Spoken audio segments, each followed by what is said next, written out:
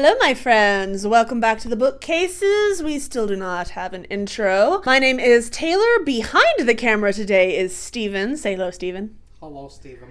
Steven is being my cameraman for this portion of the video, and for the second portion of the video, he will be playing Vanna White. But first, I'm going to play Vanna White because today we are doing a bookshelf tour. But I didn't just want to do a bookshelf tour, I also wanted to play a little game with the bookshelf. So we're going to do the tour first, and then we're going to do the game. So these are our main shelves here. We got them from an old church library, and we're going to call this one the left shelf, your guys' left, and then we're going to call this one the right shelf, and each shelf has got 6 rows on it. So I want to go over kind of what each row is. I do kind of have names for all of them. Funnily enough, we have the Cosmere shelf, which is the first shelf on the left-hand side.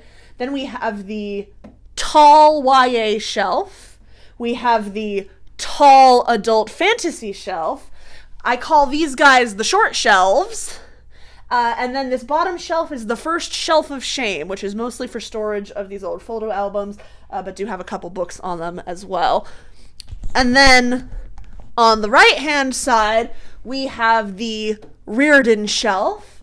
We have the children's book shelf. We have the short YA shelf and the short adult fantasy shelf. We have the sci-fi shelf, and we have the catch-all shelf. So I kind of have categorized my books mostly by genre, although you will find as we go through these together that there are always exceptions. Every single shelf has at least one exception on it, because I arrange our books by genre, but also by vibe and aesthetic. But let's go through them shelf by shelf, shall we? So to start off, we have the Cosmere shelf.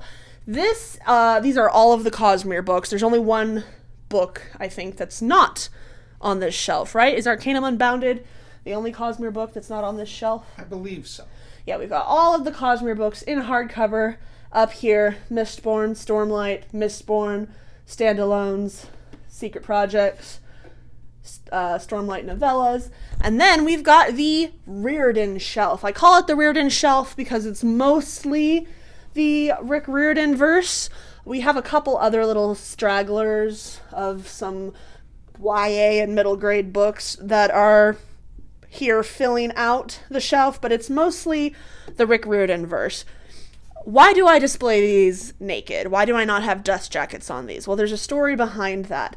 I was a wee lass when The Lost Hero came out. I was in high school, and this is actually my original copy, and you can tell if you really look at it how well loved it is and how well read it is. I lost the dust jacket to this book years ago. It maybe got something spilled on it, it maybe tore, it got damaged somehow. I haven't had the dust jacket on this for years.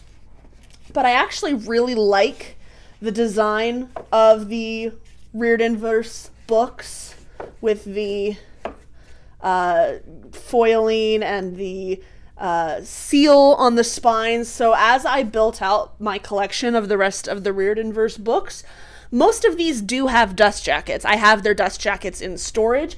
I just like displaying them without it. I really like the way this looks. So that's why the other books that are up here also are displayed without their dust jackets. Underneath the Riordan shelf and the Sanderson shelf, we have the first shelf that is rife with contradictions. We have the tall YA shelf. So if you are really familiar with a lot of different books, you know sometimes a YA book is going to be short, and sometimes it's not. It's going to be taller. So I have my YA books kind of spaced out based on whether they are tall or short. But if you are astute, you have noticed some things on this shelf here that are not YA. I would not call the Atlas series YA. I would definitely say it's more new adult. But it fits here, so it goes here. These two books, I have my Sprayed Edges books here. These two books, The Fate Inked in Blood and The Poppy War, these are not YA. But To Gaze Upon Wicked Gods and Sing Me to Sleep are YA, and they have pretty edges, so the other books with the pretty edges go here, even though they are not YA. But everything else on this shelf is YA fantasy or just YA, dark academia, general fiction. It's YA. This shelf is a true hodgepodge. I call this the children's book shelf, but it is not just children's books. We have children's books, but we also have Aesop's Fables, we have Dickens, we have Austen, we have Agatha Christie, kind of just a hodgepodge of books. I have Ray Bradbury and Douglas Adams over here. This is the first of many instances you will see on this shelf where things are here because they fit here. The main purpose of this shelf is to display my nice children's books. I've got this gorgeous Alice in Wonderland. We've got The World of Winnie the Pooh, which was one of my favorite books as a kid. So we've got my more childlike knickknacks here. Winnie the Pooh, American Girl, the objectively best cover of Just Ella by Margaret Peterson Haddix. We got mostly children's books here, plus other books that kind of fit that aesthetic. And then right below that, we have the short YA shelf, with one minor exception. Echo by Pam Munoz Ryan is more of a middle grade book, but it's a very long middle grade book, so it fits here. But everything else here is YA fantasy. We've got my absolute favorite, Artemis Fowl, My Dear Beloveds, Andrew Joseph White, Aidan Thomas, Zaren J. Zhao, Ava Reed, all that good stuff. And so then, after the Reardon verse, the YA stuff, we move down to some of these more middling shelves, which are adult fantasy. We have this, the tall adult fantasy, and this, the short adult fantasy, because just because a book is adult doesn't mean that it won't necessarily be short. So I have the tall books and the short books separated. So here on the tall adult fantasy shelf, we've got some absolute bangers. We've got the Priory of the Orange Tree, Day of Fallen Night books, got some V.E. Schwab, Spear Cuts Through Water, Aaron Morgenstern, my favorite. We've got The Familiar by Leigh Bardugo, the Foundryside trilogy, Will of the Many, Babel. I have not read most of these books, I'm going to be real, but they are all very high on my TBR. And the ones that I have read, Starless Sea, Night Circus, Tainted Cup. Mwah. Chef's kiss. Then over here, of course, we have the short adult fantasy. There's a couple of exceptions to that. This Is How You Lose the Time War is sci-fi, and the Blameless and the Tarnished are middle grade, but they're here for the same reason that the Grimm's Fairy Tales is with the tall adult fantasy, because they fit there. That is the theme of everything, is, well, they fit there. But yeah, we've got Deadly Education, P. Jelly Clark, V.E. Schwab, One Dark Window, The Unbroken. This shelf is probably going to expand as I continue to read these books and get out the rest of those series. I only have one Robin Hobb book. I'm sure that will change once I read it and fall in love with it, as I'm expecting that I will do. And then below that, we have the sci-fi shelf with, again, a few exceptions. Immortal Longings and Vilest Things are kind of on that weird cusp between sci-fi and fantasy. They are with the sci-fi because they fit there. But the rest of it is all pretty solidly sci-fi, except for this, which is a YA graphic novel. And I don't know why I don't have it with the other graphic novels. I just kind of have it here because it fits here. But the rest of it, pretty straightforward. We've got the Numina series, the First Sister trilogy, Sanderson's sci-fi books, one Hitchhiker book by Owen Coulter, one of my favorite authors. And then we start to get into the bottom shelves, which is where we truly stop caring about theme. And the only thing that we care about is how well they fit. These two shelves I said were called the short shelves, and that is because this shelf right here is built in. I cannot adjust it. I cannot move it any higher to get rid of this space and have more room for books. So I have these shelves down here like this, really, really tiny, so that I can store my photo albums like this, and then put any book that is short, like really short, on these two shelves. So you truly have just an absolute mix of everything from Percy Jackson and the Princess Academy and Inkheart to UK paperbacks of Mistborn, random fantasy paperbacks, random classics, random children's books. This is truly a hodgepodge, both in the visual and thematic department, but we can at least appreciate Jim and Spock's beautiful, beautiful faces. The bottom shelf down here is another true catch-all shelf, except it is a catch-all shelf of books that are too tall to fit on the short shelves. And that is everything from Agatha Christie, Dan Brown, random books that I've gotten at library book sales, like whatever this book is, King's Folly by Jill Williamson. I have no idea. I just happen to have it. Same with stuff like Support Your Local Wizard and Annabelle and The Maze by Nelson DeMille. I don't know why I have this book. Just kind of a bunch of random things, but then also some really fun things, like the illustrated edition of The Princess Bride, or the print edition of Dracula Daily, or the Starfleet Shipyard Encyclopedia year 2294 to present/future. And you would think that that is all of the books that we have to talk about. But oh no, my friends, there are other bookshelves that we can view in this apartment. Time to do a cool transition. Whoa, what an amazing transition that was. Welcome to the floor. Welcome to the corner. This is the opposite corner of the room that the other bookshelf is in. And this is a tiny little bookshelf that I got for $5 off of Facebook Marketplace. And that the previous owner put together backwards. And I actually have put my own sticky paper backing into this shelf to make it look good, because the cardboard side of this was actually facing in and looked really bad.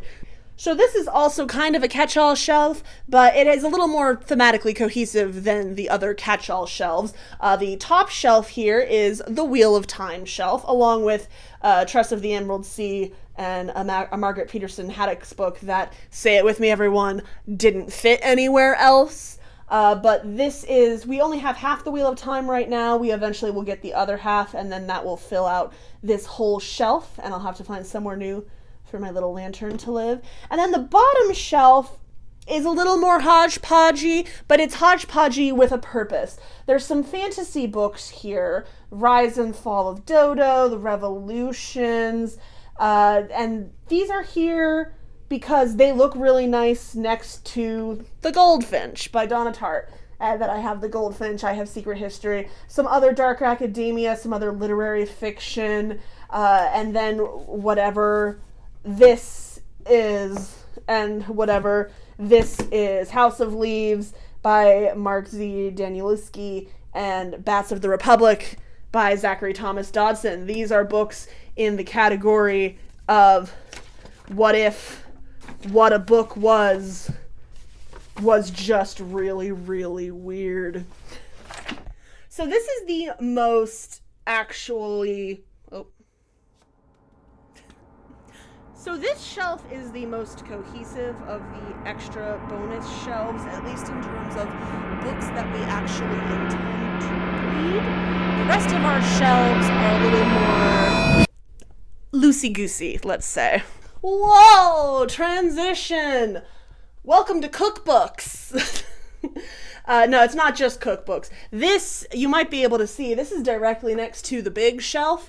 This is another catch-all shelf that catches cookbooks and graphic novels and Dungeons and Dragons. Dungeons and Dragons books are hard to store. I have one of these little modular shelves that has like storage cubes in it, and I find that to be a good place to store our Dungeons and Dragons things. Whoa, transition. You may have seen me film in front of this shelf before. I've done that once or twice on TikTok, and I'm also going to film the game. We filmed the game portion from this angle. This shelf is really more decorative than it is functional, but I still think it's worth showing off. These are all books up here on the top shelf, and mostly on this second shelf, that I got at the library book sale. If you are one of those people who loves the aesthetic of a full dark academia style bookshelf, but you aren't sure where to get books, go to the library book sale and you can get all kinds of things, like this vintage copy of Adventures of Tom Sawyer. And then you can build out a nice aesthetic bookshelf that then, in our case, is also scattered with a few books that I do actually intend to read, like some Edgar Allan Poe, Sherlock Holmes, of course, Caraway of the Sea by Madeline Burgett, which is an indie author, just kind of random things here and there. These are really fun. These are actually boxes, and so inside there I have some bookish merch from some like secret project boxes and things like that that live inside of those. So that's another fun option if you're trying to build out your shelf visually. Just get some boxes that look like books, and that's a really fun way to spruce things up a bit. And we have one more shelf to look at, so transition. And ta-da! This is the home office shelf. If you've ever thought to yourself, man, I really like the idea of organizing books by color, but it would drive me crazy to have my series be separate from one another, I have a very simple solution for you. Organize your nonfiction by color. And then you still get the nice, rainbow book effect, but it is isolated to books that are much less important to stay near other books like it. So I highly recommend, if you're one of those people who wants to use your bookshelf kind of as storage also, but don't want that to wreck your whole book aesthetic, having a smaller shelf where you can keep your nonfiction and old notebooks and things like that to kind of be separate from a shelf that you're really focused on the aesthetic of, that can work really well. I know not everybody has the space for that, but it works out really well for us. Transition! So that was our bookshelf tour. I hope that you enjoyed it. But like I said, this is both a bookshelf tour and a bookshelf game. So now we are going to jump to what we actually filmed before. We did not want to do the game after I walked you through what I have on my shelf, but I was very curious to see how well I could actually identify where books on my shelf are without looking at them. So we're going to move into the game portion of this video, and the way that this is going to work, I'm going to be sitting over next to the aesthetic shelf, and Steven has picked out some book titles for me.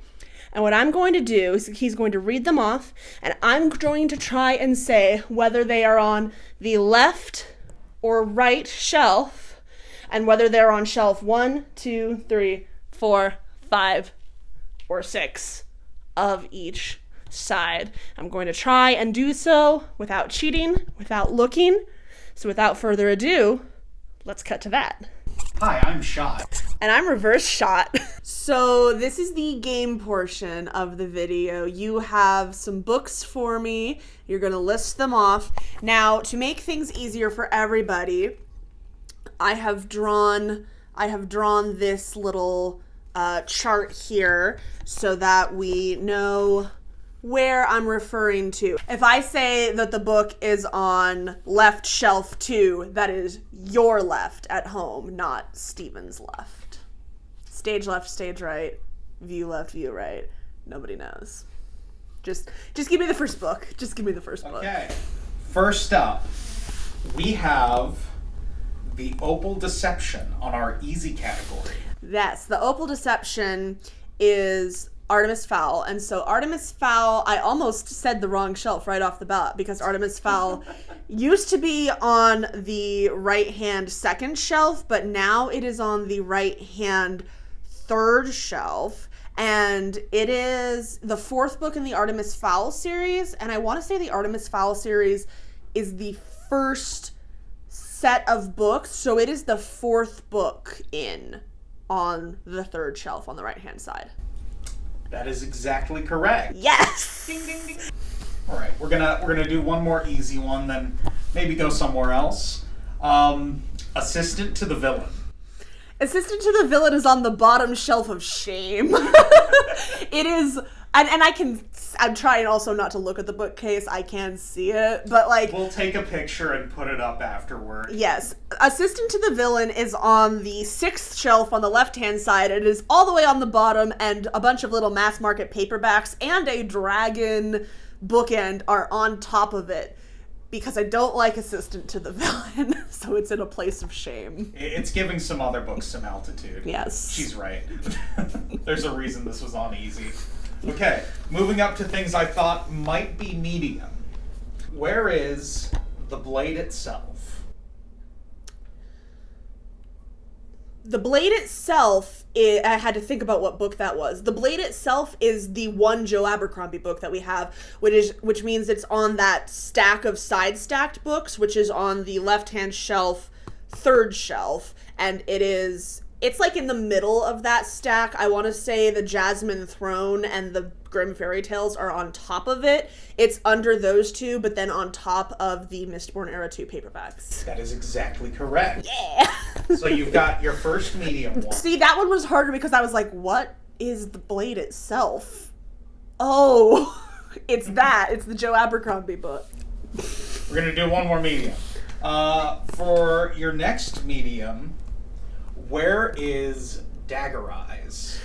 Dagger Eyes is on the very, very left-hand side of my tall YA shelf, which is the second shelf on the left-hand side. And it's at the very, very end so that when I sit on the couch and look at the shelf, I don't have to see it. Because, trade secret, when we sit on the couch and look at the shelf, you kind of can't see the book that's furthest on the left-hand side of either shelf. So I put books that I don't want to see there, which is why Dagger Eyes is there. Where is The Lost Apothecary? The Lost Apothecary is a Sarah Penner book. Sarah Penner books are on the other shelf. So there is not an equivalent shelf on this thing for The Lost Apothecary. The Lost Apothecary is on the secondary shelf. It is over there. I probably wouldn't have been able to guess that it was the one on the bottom. I just knew it was under the owl, but then I look and I can see it. It's under the owl cookie jar. All right. And I've got one more in our medium category. Where is Inkheart? Inkheart, we have a terrible version of Inkheart. It's the film tie-in version. Inkheart is really short, which means it's on one of the really short shelves, but I don't know. It's on the left shelf, and it's either 4 or 5, and I'm trying not to look. I don't know if it's on 4 or 5. I want to say... because it's on the very right-hand side of that shelf. It is... there's Inkheart, and then Ink Spell is right after it. And I want to say those are the two farthest books over on that shelf. I'm going to say 5. It's the 5th shelf. This is the first one you've gotten wrong. It was on 4. It's on the 4th It's shelf. on the 4th shelf. But you are right. It's on the very right-hand side. Yeah. Just as a bit of a palate cleanser there, let's do a few more, because I've got a few more easy ones here. Okay. Where is Dune? Dune is on the sci-fi shelf, and it is one of the only short books left on the sci-fi shelf. The sci-fi shelf is shelf 5 on the right bookcase, and Dune is all the way on the right. It is right before the Numia trilogy and the book that you just finished that I don't remember the name of. And my last easy one for you. Where is Star Trek Mission to Horatius? Star Trek Mission to Horatius is front-facing on the 5th shelf on the left-hand side. Did I do it again? You did it again. Right, the fourth shelf on the right-hand side. I have that one facing out because the painting on the cover is really pretty. Here I've got a few that I thought might be harder for you. First, Book 2 of The Wheel of Time, The Great Hunt, but not the Tor copy, the Orbit copy. That one I do know is on shelf 4 on the left-hand side. You got one on shelf 4? Yes, and it's right next to the Arcanum Unbounded. That is correcto. Next on here, I have The Lost Symbol. The Lost Symbol is a Dan Brown book, which means it is on the bottom shelf of shame, but not the bottom shelf of shame where I keep my photo albums. It's on the right-hand side shelf of shame. Not everything on that shelf is a shelf of shame. It's just kind of a hodgepodge books. It's on the left-hand side of the, like it's to the left of the vertical stacked books. And I have one more book on the hard one that I think you may or may not get. Okay. Soulforge. So first I have to think to myself, what is Soulforge? Is Soulforge one of those weird World War II technology wizard books? Yes. In that case, it is on my short... No, not my short YA shelf. It is on my short adult fantasy shelf, which is the fourth shelf on the right-hand side, and it is all the way to the left of that shelf because, again, all the way to the left-hand side is the space of shame, aka I don't want to look at you too much when I'm looking at my shelf. That is correct. That was really good, because I was For like... bonus points, do you know how many books over it is from the very left side? I know it's not the first book in that series. Is it third? Yes. Yes. I didn't know if it was 2 or 3. And for my last category here, I've just got a couple of, I don't know if you're going to get these. Okay. So these could be really easy, or you might get stumped. First, Two Twisted Crowns. Two Twisted Crowns is the sequel to One Dark Window, and it is on my short adult fantasy shelf, which, as I just mentioned, is shelf 4 on the right-hand side. Cemetery Boys. Cemetery Boys is YA, and so it is on my short YA shelf, which is shelf 3 on the right-hand side. We Are Pirates. We Are Pirates. Oh, that's a good choice. So We Are Pirates is a book I got at the library book sale, and it's a children's book that I took the dust jacket off of because under the dust jacket is really pretty. And since it's a children's book that looks really pretty, that means it is on the second shelf on the right-hand side. It is on the left side of that shelf. It's blue and has like foiling on the spine. That's correct. And the very last one I have is one I actually didn't know where it is. So this is also a bit of a genuine inquiry. Okay. Casual Rex. Oh! Casual Rex is this book right behind me right here. It's propping up my, butterfly collection. Some wholesome decorations being propped up with Casual Rex. Listen, it's... Yeah. Casual Rex. But yeah, that's all I got. That was a good one. So I hope that you enjoyed that little bookshelf tour and bookshelf game. We certainly had a lot of fun filming it. It was very fun to try and figure out where things were without being able to look at them. I'm impressed with how well I did, to be perfectly honest. Let me know in the comments what you thought. Let us know other game ideas you have for us to play, other types of content you would like to see from us. We've got some book discussion videos that are going to be coming not too long in the future. And let me know what I should name my little microphone stand friend here. He doesn't have a name, and I feel like that's a disservice to him. So if you have name ideas for him, put it in the comments. If you would like to support what we do here, if you would like to follow along to make sure you don't miss an upload, there are YouTube buttons that you can click. They do YouTube things. We appreciate it when the YouTube things happen. But my name has been Taylor. I'm Steven. And we have been the Bookcases. I'll see you later. See y'all later. Bye. Bye. I think it's worth noting, if anybody ever notices like the noticeable grooves in all of our shelves, it's because it was quite a musty church library, and all of these shelves are permanently like grooved. Do you mean the bend? Oh, like yeah. the dip and the The shelf is smiling. Look how happy she is. She's so happy. Look how happy she is.